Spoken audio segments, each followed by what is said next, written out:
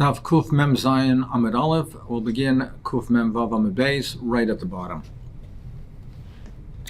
Omer Rav Huna said, Hamenar Talisai V'Shabbos. If a person shakes out his talis on Shabbos, Chayiv Chatas. He's Chayiv a Chatas for it. The issue over here is that he shakes it out, he's laundering it. It's kibus. He's shaking it out from the dirt. So Rashi says he's menar talisa mina offer. He's shaking out the dust. Taisa says that he quotes the Rabbeinu Chanal that we're talking about. He shakes it out from the tal, from the dew that's on it, because without water, there's no kibus, there's no chiv chatas without water. Now Rashi says from the dirt. Rabbi Kiva Eger and the Gilin Shas, he asked that Rashi himself said, we learned earlier that Rashi said before that it's only where there is with water. Without water, then there's no Isser D'Oraisa. On Kuf Mem Aleph Amud Aleph, Rashi himself said that it has to be with water. So it's a steer. Someone answered the Rashi as follows: that where he says that you need water, that's where it cannot be removed. The dirt can't be removed without water. For instance, where it's mud. But where you're talking about something where it's dust, like here Rashi is mina afar, if you shake it out vigorously, it will remove it even without water. Meaning the point is that kibus is that where you're laundering, you're cleaning it in something that cannot be properly cleaned without water. The chibus only with water. Otherwise, if it could be, it's something like dust, it could be. So if a person menar talisa b'Shabbos is chayiv chatas. Yeshua Yaakov says that the reason why Rashi didn't want to learn like Rabbeinu Chanal, like Taisus, is because if it's talking about that it's wet, you'd have a problem in any event, mishum schita, of squeezing it out. But however, we'll see from the Gemara Viter that teretz is difficult because the Gemara does give a case of tal. So we'll see that shortly. Hamenar, so he's been Talmid Shabbos Chayiv Chatas. Gemara says, V'lo ya'amel b'charati. That's only if they're new garments. How about tiki? If they're old ones, less than bo. If they're old ones, it doesn't apply because a person is not so makbid on the cleanliness of old garments, and therefore the removing the dust from it does not constitute cleaning it, laundering it, because there is no major difference between the before and after state. When we say that it's kibus is where there is a substantive difference in the state of the garment before and after. If he's not makbid, there's no major difference between the before and after state. So v'lo yaman ela, we only said b'charav v'atiki less len bo v'lo yaman ela b'ukmi, only where it's black, again because that's where he's makbid. Avol b'chivore v'sumki less len bo, but if it's white or red, generally speaking, he's not so makbid, so it doesn't apply. V'hu the kapit alayu. We say when there is, in any event, when we say that there is kibus, is only if the person is makbid. So the poskim say that these are only general guidelines. If they're new, if it's black. But the point is, the underlying principle is if the person is makbid or is he not makbid. He went to he saw that the Talmid Chachamim were shaking out their clothing. He said they're mechal Shabbos by shaking it out. He said shake it in front of his face, meaning we don't care about what his tain is. Anan like Abdina Midi. We're not makbid, so for us it's not considered kibos because we're not makbid. Abai have a koi coming to Rav Yosef. Omar le chavli avli kumsoi. He said, give me my hat. Chazadika talala. And he saw that there was tal on it. So so he hesitated and he didn't want to give it to him because he was afraid that there was a problem and kibus. Amar le nafutz. He said, nafutz shad, shake it out and throw it off. Anan loy kabdina mire. Shake it and throw the dew off, and throw the tal off. I'm not makbid, so there's no kibus. So this is what we mentioned earlier, that the Yeshua Yaakov, when he wanted to answer Rashi, that he didn't want to mention tal because of shchita. Well, you see here clearly that the Gemara is discussing a case of tal, that it's wet. So it's even a little bit more difficult why Rashi why he didn't mention the case of Tal, when really this is a case that the Gemara mentions clearly. The Gemara does mention Tal, but perhaps the pshat over here is, it says over here, Chaza Dika Tal Ale. He saw that there was dew on top of it, meaning it was only on the surface of it. When the Gemara said before, Hamanar Talisai, it means is that there is either it's dirty or it's wet.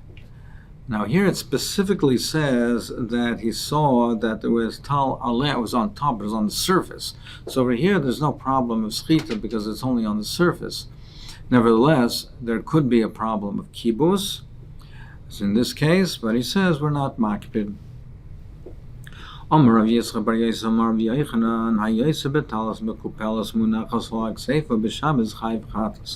a person has a talis and it's talis mekupeles umenechos like seifei, so instead of having it wrapped around him, so when we're referring to in talis in this context doesn't mean the way we wear our talis, that it's folded over our shoulders, etc. They used to wrap themselves in a cloak. Now, if he takes the talis and he puts it and folds it over his shoulders, and as we'll see in the Gemara Vayter, it's muchach that way also, that not only the sides that he puts over his shoulders, but the back of it also he folds it up over his shoulders, meaning instead of a cloak covering his whole body, it's not only covering half of his body. On the sides and on the back, it's put up over his shoulders. Chayiv chatas. This is not the derech levisha. This is not the way it's normally worn. So it's considered carrying, and he's chayiv chatas. Tanya nami hachi seichre ksus hayotzim betalisim b'kupalos menachos seifam b'shabbos chayav en chatas. The people who are sellers, the merchants, if they sell it and it's now folded up over their shoulders, so if they go out like that on Shabbos, they're chayiv chatas because it's not considered derech levisha, it's considered carrying. And we don't mean only these seichrim, the merchants. Anybody who goes out that way is chayiv chatas.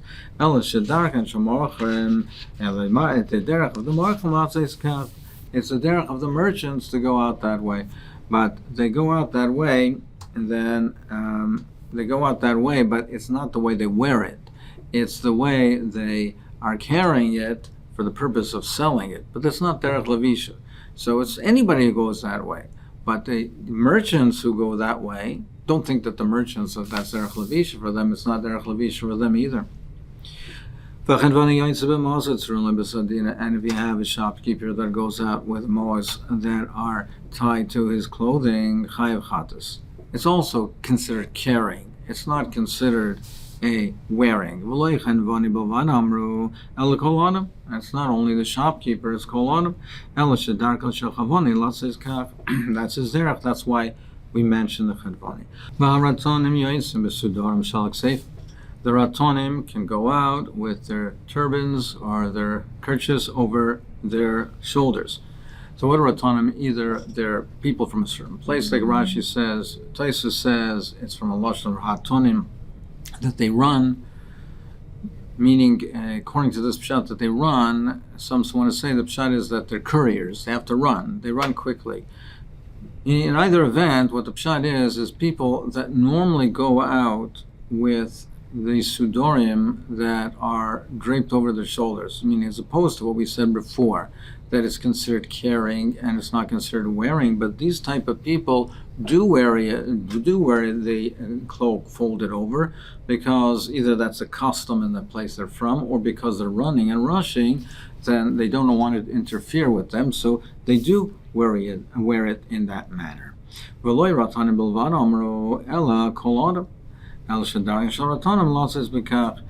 doesn't mean dafka them, but it's all people. This type of a sudar is worn, and it's worn in a way that it doesn't interfere with walking. So the custom is to wear this type of sudar not hanging down all the way to the bottom. So therefore, if it's draped over his shoulders, it's derech levisha and it's mutter. Omar Rabbi Huda Ma'aseh b'Hurkas Menoy Shel Rabbi Elazar ben Hurkanas She'also b'Suda Shalak Seifim b'Shabbos. He went out with this suitor on Shabbos, but he was makbid. He wanted to be more careful. Shenima kruchla betzboy, but he had a thread wrapped around his finger that so it would not fall off. Even if he doesn't have a thread wrapped around his finger, it's still mutter. Dorshu Nachman Barav Chism Mishmei Rav Chisda Halacha Afal Pi Sheinima Kruchlo Bet Ba'oisav. It's mutter even if he doesn't have a thread tied around his finger. Ula Ikla Be Ase Barhini Boimine Maulasois Marza B'Shabbos. Is it mutter to make on Shabbos a marzav? Literally, it's called a gutter. Marzav is a gutter, but what it means is like a cuff or a fold they used to make on the bottom of the clothing. They used to make it folded up so it doesn't drag on the ground. Is that mutter on Shabbos? Amar lahu, Achi Amar Rabbi Elo, also lasses marzav Shabbos. It's also to make a marzav because he's being masak in the money. He's now fixing it, and now he's putting the final touch on it. So he's masaking the clothing. My marza, what does it mean? The gutter. Amrazera kise probably also. It means the pockets. From Bavel, the pockets that the Bavloim used to make. Rabbi Yirmi also coming to Rosera Amrlei Ochamai. So he demonstrated different ways of making these folds. What about doing it this way? Amrlei also Ochamai. Amrlei also, he said, in these ways, all these different ways, it's also to do this. This is being masak in the money. It's makib patish, so it's also amar papa.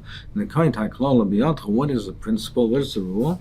The rule is kol adaita lechnufe. Also, if the purpose is to gather it up, to fold it up so it doesn't drag on the ground, that's masak in mona, and it's also called elias noyes shori. But if it's just to beautify it, to make it look nicer, and therefore it's not done in a permanent way, it's just done in a temporary way, then it's mutter. If it's done in a permanent way, that's the makib patish. If it's just temporarily done to make it look nice, make a fold, then it's mutter. Ki hada Rav Shisha bre the Ravidi misnoam b'sadino haya. He used to make folds in it and to make it look nice. So that in that manner it's mutter. He also Rav Dimi Omar Pama Achas Yalsa Rebbe Lasada. He went to a field and he went out and the two sides were on his shoulders. Now, this is not like the case we had before. As we mentioned before, we were talking when we said that it's also to go with the talus that's folded on the shoulders. We're talking where it was not only the sides that were folded, but the back also was folded up over his shoulders. That's carrying. But Rebbe had it like the way we wear our talus. The sides are folded over on his shoulders, but the back hangs down. So he held that was Erech Lavisha. Amar for Yeshua ben Sirius ben Chamav Shel Rabbi Meir. It said Bezu Loichi of Rabbi Meir Chatas. Was Rabbi Meir not Machayv Chatas for this? This is considered carrying. Amar Le Diktik Rabbi Meir Akan. Was Rabbi Meir so medaktik at Kedeka? But nevertheless, Shil Shel Rabbi Talisa, he lowered it down. He was Chayshish Rabbi Meir and he lowered it down. Nowadays, we wear a talus. The derech lavisha, the talus that we wear, is folded over our sides. They used to wear the cloak wrapped around them. We wear a talus, that's the derech lavisha, that we have it over our shoulders. So for us, that's not carrying. Ki also Rabban Amar Lo Yeshua ben Ziruz Hava. He had a different version of it. He says it wasn't Yeshua ben Ziruz, El Yeshua ben Kfusoy. Hofstedter Shel Rabbi Kiva's son-in-law. Amar, and again, the same Ma'aseh was just mentioned with a different person. Amar Bezu Loichi Ramer Chatas. Amar Loi Diktik Rabbi Kiva Ad. So he said Bezu Loichi of Rabbi Kiva Chatas. So it was did he say it was Rabbi Kiva, not Machayva Chatas for this, not Rabbi Meir? Amar Loi Diktik Rabbi Kiva Ad Kan. Shel Rebbe Talisei. So this Ma'aseh was mentioned over here that with Rebbe said was Rabbi Kiva Medaktik Atkan, and nevertheless he lowered his talus. He also Rav Shalom Bar Yehuda Omar that he says a slightly different version of the Ma'aseh Nishal Idmar. It's not that Rebbe was wearing the talus in that way. he was asked a shaila, is it mutter in that way? Is it mutter? And he said it was mutter, but they said either that, Rameir, or the Rebbe Kiva said it was also, so then he retracted. Sagt the Mishnah, HaRoichetz b'meimara b'mei Tveria, one who on Shabbos he bathed in the Meimara and Mei Tveria, in the waters of a cave, or warm waters cave or Tveria, v'nistapek afilu b'ezra luntas, and he dried himself even with 10 towels, so meaning each one of the towels are not very wet. So he cannot carry it in his hands. He's not allowed to carry it in his hands because they're afraid that Shema Yischait, he might come to squeeze it out. So we're afraid that he will come and squeeze it. So therefore we say he's not allowed to carry it because he might squeeze it out, which is libun. How is he allowed to dry himself in the towels to begin with? How is he allowed to dry them in the towels? Aren't we afraid that in itself that he might come to squeeze it out? It says he can't carry the towels, but how can he dry in the towels? Then even for that we should be concerned about shlit. Like we saw previously, there are cases that you can't wipe off from a table, you can't put something into a mouth of a jug. So the Rishonim, the Ran, the Rashba, they say that it's the Gzerish Tzibur Ein Yechal Lamed Boy if we do not allow a person to dry himself with the towels. What about the problem of, in itself, is this not libun? It's getting it wet. Even if he doesn't squeeze it out, isn't it a problem that he's getting it wet? So the Rishonim give different terutzim, either that it's derech lichluch or not derech libun. It's dirtying it, so that's not considered libun, laundering it, or it's only considered. Some say that it's only considered to be a libun if it was dirty before. But a clean towel, it wouldn't be considered libun. Aval, the Mishnah says, but 10 people, even 10 people, could dry with one towel.